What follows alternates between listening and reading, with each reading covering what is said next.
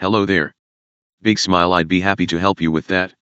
We have a wide variety of snacks here at Walmart, and prices can vary depending on the type and brand. Let me give you a general idea of what you can expect to find in the snack aisle. A lot of our popular snack foods, like chips, crackers, and cookies, are usually priced around $2 to $4 per bag or box. You can find larger sizes or value packs for a bit more, $5 to $8 or so.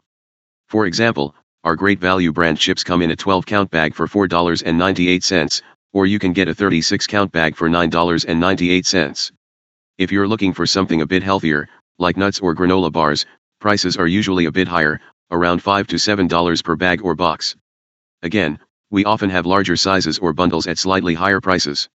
And of course, we also have a section dedicated to natural and organic snacks, which can be a bit pricier, typically $7 to $10 or more per item, depending on the brand and product. Would you like me to show you where some of these snacks are located? Or maybe you have a specific type of snack in mind and want to know the best place to find it.